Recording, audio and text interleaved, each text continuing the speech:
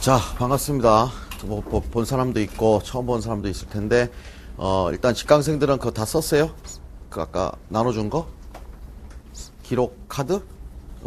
1, 2월 달에 썼던 분들은 거기다 이름만 써주세요. 이름만 중복되니까. 근데 안 썼거나 새로 써야 될 분들은 의무 아니니까 거기다가 뭐 상담 원하는 사람은 상담해도 좋고요. 오늘 수업 끝나고 제가 한 30분, 한 1시간? 뭐 질문 있다 질의응답도 받겠지만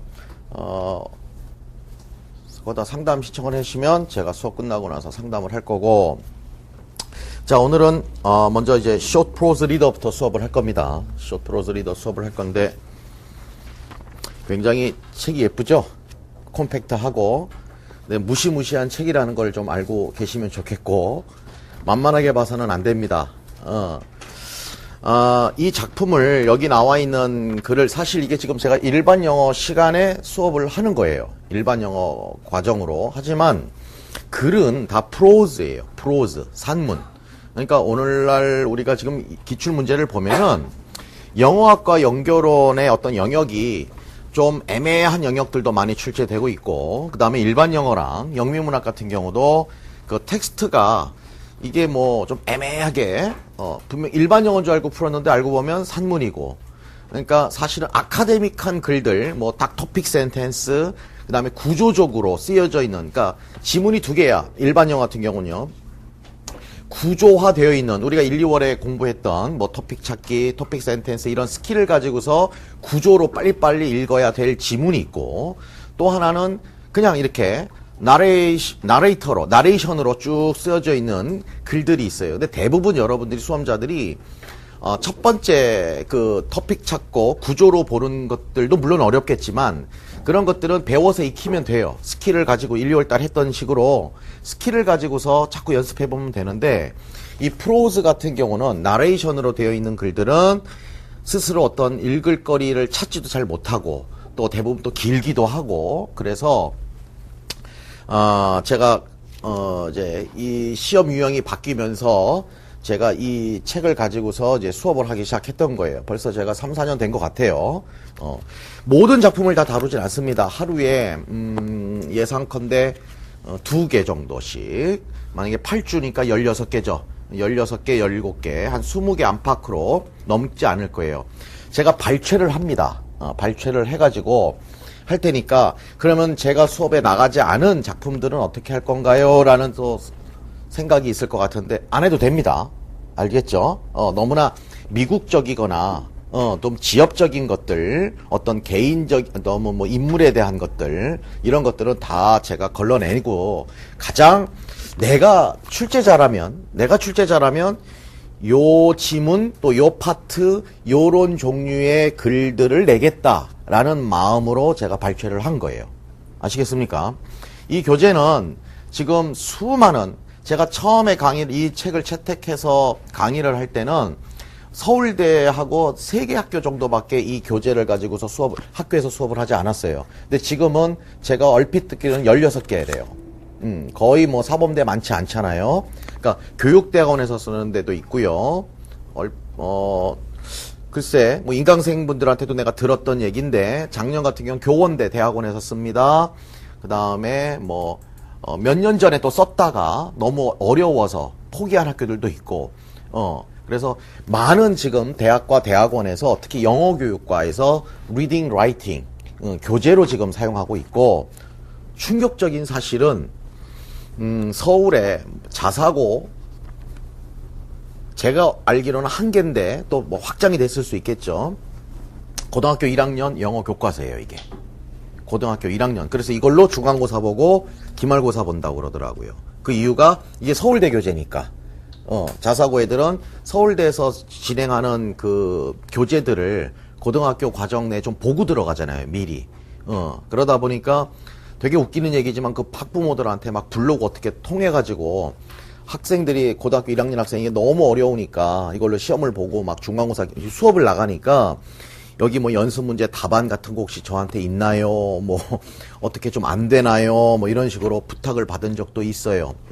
그리고 실제로 지금 재학생들도 많이 제 온라인 강의를 이거를 듣고 있는데, 사실 저는 임용에 포커스를 맞춰요. 그쵸? 임용의 포커싱을 맞췄기 때문에 작품 선별하는 게 기준이 다를 수가 있고 강의 방식이 다를 수가 있고 저는 강의하면서도 책을 위한 책을 강의하는 게 아니라 이 중에서 어떻게 문제화 시킬 수 있는 것들 그 다음에 연습 문제 중에서도 제가 우리 임용 기출 문제스러운 것들만 제가 골라서 찝어서 하니까 강의를 듣는 사람과 강의를 듣지 않는 사람의 차이는 뭐냐면요. 기본적으로 시간적 경제성을 굉장히 중요해요.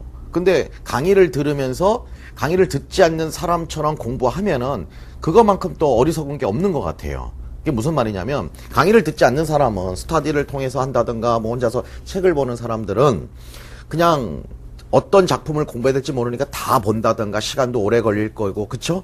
근데 여러분 같은 경우는 제가 해준 파트만 최대한 그것만 예습 복습을 열심히 해라. 제가 수업 시간에 앞으로 수업 종료 때는 다음 시간에 뭐 나갈 겁니다. 읽어오세요. 이렇게 할 거예요. 이해되셨죠? 그거 하시고. 개인적으로 이거 예습 스터디 꼭 하시길 바랍니다. 혼자서 하는 건 별로 의미가 없는 것 같아.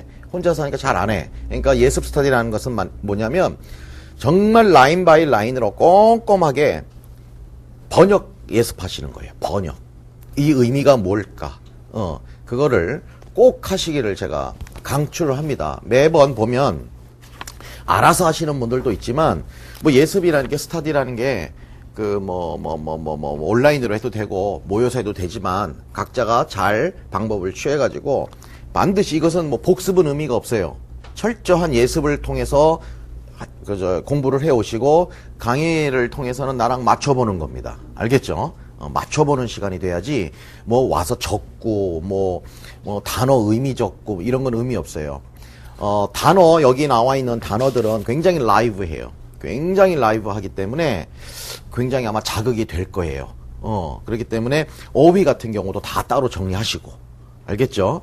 그런 식으로 해서 뭐 어휘 서로 스스로 그 스터디를 통해서 체킹하는 것도 괜찮고 이해되셨죠? 두 가지가 있어요. 어휘랑 그 다음에 해석, 예습 두 개를 병행하는 게 강추하니까 직강생분들은 우리 블렌디드 반은 스터디 여기서 원하는 사람 손 들어보세요. 원한다. 이따가 쉬는 시간에 얘기합시다. 오케이?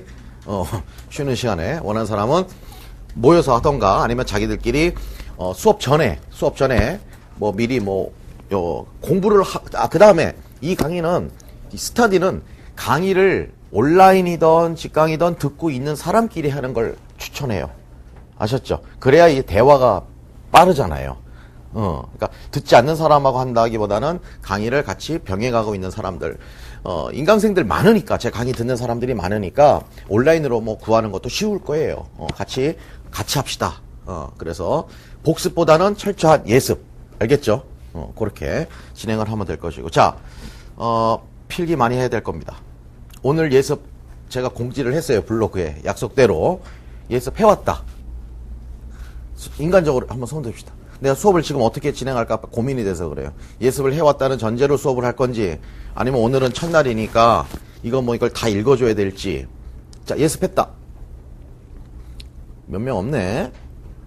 자, 첫날이니까 봐줍니다. 오늘은 철저하게 완전히 꼼꼼하게 읽어오세요. 이제, 읽지 않고 편하게 수업하고 편하게 강의 듣는 거 아무 의미 없다는 거 아시죠 이제? 공부는 자기가 하는 거지 강의를 들으면 공부가 된다? 그거 받아 적고 그거는 뭐 중학생 고등학생들도 요즘은 그렇게 안 할 것 같은데 그쵸? 특히나 영어는 여러분들이 스스로가 해야 되는 양이 많을 테니까 철저하게 준비하도록. 그 다음에 나가서 또 3, 4월 과정 속에서 이 책하고 제가 소설만 한다고 그걸로 멈추는 게 아니라 끊임없이 1, 2월 했던 과정들은 복습을 조금씩 나눠서 계속 살을 붙여가면서 공부를 했으면 좋겠다. 자, 그럼 오늘은 첫날이니까 먼저 교재 15쪽으로 한번